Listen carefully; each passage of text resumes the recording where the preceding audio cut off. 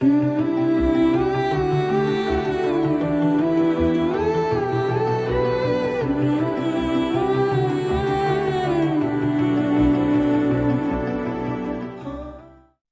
దేవుని కృపావర్త కొరకు ఎదురు చూస్తూ ప్రార్థిస్తున్న ఆత్మీయులారా, నేటి వాగ్దానం, నేను నీకు ఆరోగ్యం కలుగు చేసేదను, నీ గాయములను మాన్పెదను. ఇర్మియా 30:17.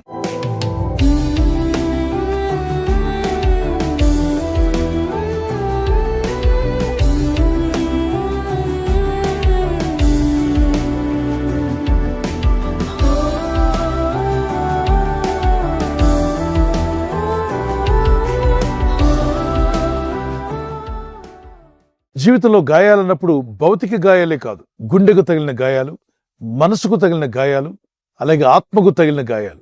కత్తిపోటు వంటి మాటలు మాట్లాడేవారు కలరు అన్నాడు. వారు కత్తితో పొడవనకల్లా, వారు మాట్లాడే ప్రతి మాట కూడా కత్తితో పొడిచినంత బాధ కలుగుతుంది. వారు శరీరం మీద దాడి చేయలేదు, కానీ నోటి మాటతో గాయం చేశారు. అట్టివారుగా మనం ఉండడం, ఆ విధంగా మాట్లాడడం దేవుని చిత్తం కాదు. దేవుని పిల్లలు ఎవరైనా ప్రేమ కలిగిన మాటలు, ఇతరులను ఓదార్చి బలపరిచే మాటలు, సరిచేసే మాటలు. పేరెంట్స్ అయితే పిల్లలను సరిచేయడానికి కొన్నిసార్లు కోపంగా మాట్లాడవచ్చు, అయితే గాయాలు పాలు చేయడానికి మాట్లాడరు. వాళ్ళు క్రమశిక్షణ పరచడానికి మాట్లాడతారు. పెద్దలు కావచ్చు, మీ పైన వారనర్స్ కావచ్చు, మిమ్మలను బుద్ధి కల్పించడానికి, జ్ఞానం కల్పించడానికి కొన్నిసార్లు గట్టిగా మాట్లాడవచ్చు. ప్రతిదాన్ని గాయంగా తీసుకోకూడదు. అలాగే నీతివంతులు, వారు మనల్ని గద్దించినప్పుడు అది మనకు తైలాభిషేకంగా ఉంటుందట, తీసుకోవాలి. అయితే ఇక్కడ భక్తిహీనులు కొంతమంది దేవుని యందు భయభక్తులైన మిమ్మలను గాయపరుస్తారట. అయితే ప్రభు చెప్తున్నాడు, నా ప్రజలారా మీరు భయపడకండి, మీకు తగిలిన ప్రతి గాయమును నేను మాన్పెదను, మీకు ఆరోగ్యం కలుగు చేసేదను. ఆత్మకు ఆరోగ్యం కావాలి, అది ఆత్మరక్షణ. మనస్సుకు ఆరోగ్యం కావాలి అంటే డిప్రెషన్ నుండి బయటపడాలి, నిరుత్సాహం నుండి బయటపడాలి, ఉత్సాహంగా మీరు జీవించగలగాలి. శరీరానికి ఆరోగ్యం కావాలి, సకల వ్యాధుల నుండి, సకల బలహీనతల నుండి, గాయముల నుండి కూడా విడుదల కావాలి. Doctor treats but God heels. మరి డాక్టర్స్ ఆపరేషన్ చేసి కుట్లు వేస్తారే కానీ ఆ కుట్టబడిన ప్రాంతంలో హీలింగ్ తీసుకొచ్చేది దేవుడే. అందుకని గాయమును మానుపోవాడు దేవుడు. ఆపరేషన్కి వెళ్తున్న వారు కానీ, ఆపరేషన్ అయిన వారు కానీ, లేదా ఏదో కారణం చేత గాయాల పాలైన వారు, ప్రమాదంలో కావచ్చు, కాలు జారటం వల్ల కావచ్చు, కొన్నిసార్లు మన నిర్లక్ష్యం కావచ్చు, ఇతరుల నిర్లక్ష్యం వల్ల కూడా కొన్నిసార్లు గాయాలు తగలవచ్చు. కొందరు కావాలని పనిగట్టుకుని మిమ్మల్ని గాయపరచడానికి ప్రయత్నం చేయొచ్చు. జ్ఞాపకం చేసుకోండి, ఈ వాగ్దానం ఎత్తి ప్రార్థించండి. ఆయన ముందుగానే చెప్పాడు, మీ గాయమును మాన్పోవాడు నేను.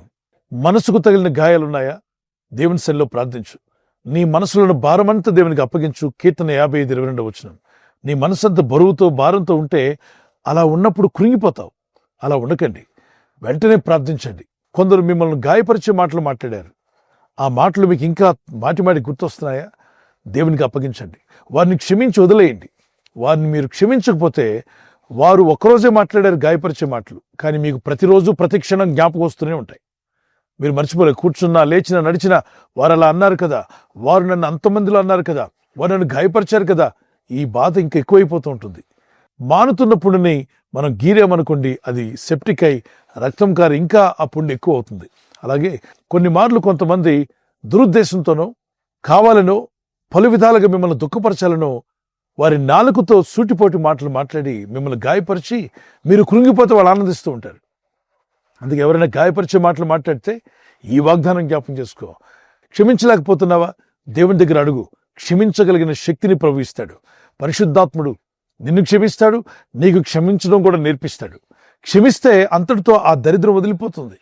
వాళ్ళకి మళ్ళీ మీకు జ్ఞాపకం రాదు. వారు ఎదురుపడినా, వారు మాట్లాడిన మాటల మీద మీకు కోపం కూడా రాదు, ఎందుకంటే క్షమించారు మనసారా. నా గాయం మాన్పుము దేవా అని ప్రార్థిస్తుండగా ప్రభు మీ గాయమును మాన్పి మీకు ఆదరణ, ఓదార్పును, ఆరోగ్యమును కలుగు చేసి ఆయన చిత్తం నెరవేర్చేవారుగా, ఆయన సాక్షులుగా మిమ్మల్ని నిలబెట్టి నడిపించి స్థిరపరచునుగాక. ఒక కీర్తన పాడుకుందాం పిల్లరా. గాయపడిన సమయాన మంచి సమరయునిలా నా గాయాలు కడిగిన దేవా, ఆకలైన వేళలో ఆహారమిచ్చి నన్ను పోషించినావు దేవా. గాయపడిన సమయాన మంచి సమరయునిలా నా గాయాలు కడిగిన దేవా, ఆకలైన వేళలో ఆహారమిచ్చి నన్ను పోషించినావు దేవా.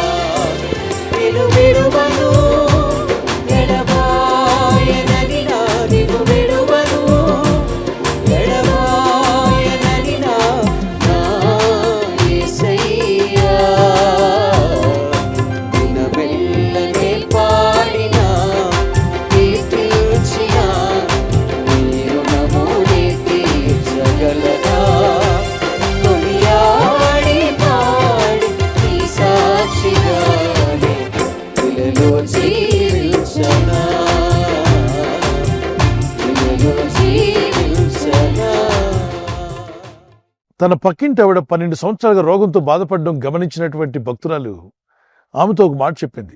దేవుడైన ప్రభు నిన్ను తప్పక బాగు చేస్తాడు, నీ గాయములు మాన్పివేస్తాడు, నీకున్న రోగాన్ని తొలగిస్తాడు, నీకు మంచి ఆరోగ్యం కలుగు చేస్తాడు, నీకు స్వస్థత కలుగు చేస్తాడంటే ఆమె అంటుంది ఎలా జరుగుతుందని. సాక్షాత్తు దేవుడే నరరూపిగా ఈ లోకానికి వచ్చి అనేకుల జీవితాలను బాగు చేస్తున్నాడు. అనేకులు వెళ్ళి ఆయన ఏదో స్వస్థత పొంది విడుదల పొంది రక్షణ పొందుతున్నారు. పాపులు మారుమనసు పొందుతున్నారు. దేవుని రాజ్యాన్ని ఆయన ప్రకటిస్తున్నాడు.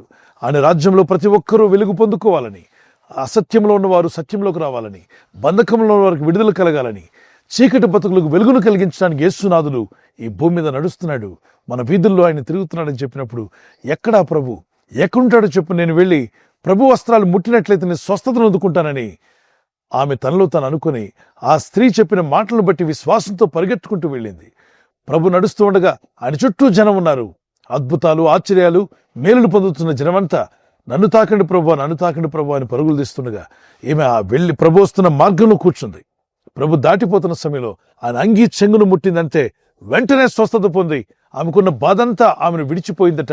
12 సంవత్సరాల బాధ ఒక్క క్షణంలో ఎగిరిపోయింది. సంతోషంగా లేచి గంతులు వేసి ఎంతో ఆనందంగా ఉన్నానని సాక్ష్యం ఇచ్చినప్పుడు ప్రభు చెప్పాడు, కుమారి నీ విశ్వాసం నిన్ను స్వస్థపరిచింది, సమాధానం కలదాని ఇంటికి వెళ్ళమన్నాడు.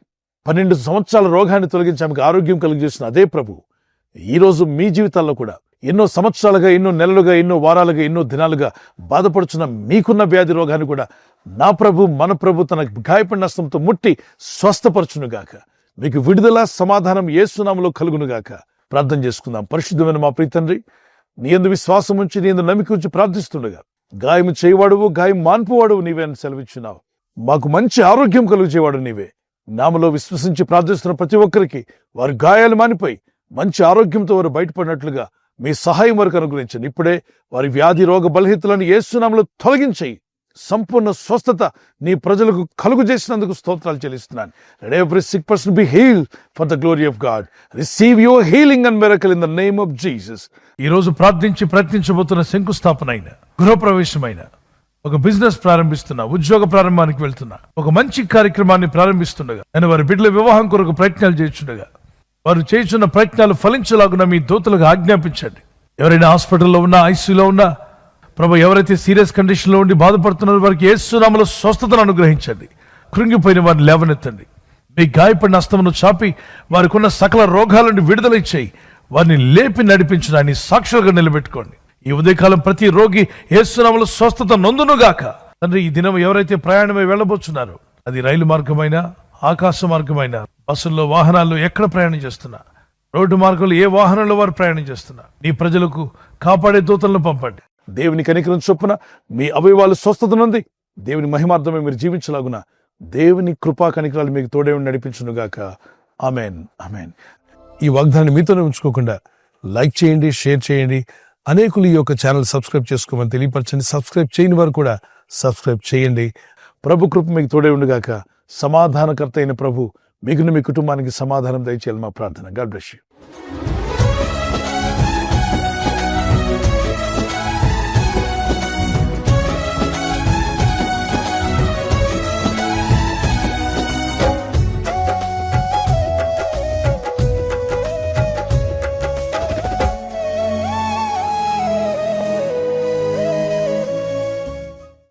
బర్త్డే జరుపుకున్న వారికి happy birthday to you, many more returns of the day. May the lord bless you. ప్రభునామని కనపరుస్తూ మీరు ఆనందంగా దినమెల్లా దేవుని స్తుతిస్తూ ఉండాలని ప్రార్థిస్తున్నాను. మీకు ప్రామిస్ వర్డ్ ఆఫ్ గాడ్ నుండి, దేవుని వాక్యం నుండి, ప్రొవెర్బ్స్ చాప్టర్ 1:33, సామెతలు 1:33 నా ఉపదేశం అంగీకరించేవాడు సురక్షితముగా నివసించును. Whoever listens to me will live in safety and be at ease without fear of. ఎటువంటి హామ్ లేకుండా, ఎటువంటి ఫియర్ లేకుండా జీవించే కృప ఆయన మాటలు వింటున్న వారికి కలుగుతుంది. కనుక ఆయన వాక్యాలు వినుబుద్ధిని దేవుడు మీకు దయచేసి ఉదయకాలం శిష్యునికి ఉన్న వినుబుద్ధి వలె పరిశుద్ధాత్మ వారందరికీ వినుబుద్ధి పుట్టించునుగాక. God bless you. Happy birthday to you, many more returns of the day. దయాకిరీటం ధరించేసి మిమ్మల్ని దేవుడు అభివృద్ధి పరచునుగాక. This is what my prayer for you. May the lord continue to bless you and give you long life. God bless you. Anniversary జరుపుకునే వారికి we wish you happy wedding anniversary, many more returns of the day. May the lord bless you. ప్రభు అక్కడ ఆలస్యమైతే మరి మీరు silver jubilee, golden jubilee platinum కూడా జరుపుకునే కృప దంపతులను మీకు దయచేయునుగాక. Promise of God, Isaiah 44:3, I will pour out my spirit on your offspring. నీ సంతతి మీద నా ఆత్మను కుమ్మరించేదను. భార్య భర్తలను మిమ్మల్ని దేవుడు దీవించి, గర్భఫలం లేకపోతే ప్రభు మీకు గర్భఫలం అనుగ్రహించి, పిల్లలు గలవారు మీకు మీ పిల్లల మీద మీ సంతతి మీద దేవుడు తన ఆత్మను కుమ్మరించునుగాక. ఆమేన్. ఇద్దరి మధ్యలో ఐక్యత, ఏక మనసు, లవ్ అండ్ ఎఫెక్షన్ మీ ఇద్దరి మధ్యలో పరిశుద్ధాత్మను ఇంక్రీజ్ చేయనుగాక. God bless you. ఈ ఛానల్ మీరు సబ్స్క్రైబ్ చేసుకోవడం వలన 2 పనులు జరుగుతున్నాయి. ఒకటి, సువార్త జరుగుతున్నది, ఆత్మలు రక్షించబడుతున్నాయి. రెండవది, పేదలకు, అనాథలకు ఈ ఛానల్ ద్వారా సహకారం అందించడం జరుగుతుంది. మనం సబ్స్క్రైబ్ చేసుకోవడం వలన అందరికీ సహాయం చేసిన వారమవుతున్నాం. ఖచ్చితంగా ఈ యూట్యూబ్ ఛానల్ ను సబ్స్క్రైబ్ చేసుకొని బెల్ బటన్ ను క్లిక్ చేయండి. మీకు వెంటనే మెసేజెస్ పంపబడతాయి.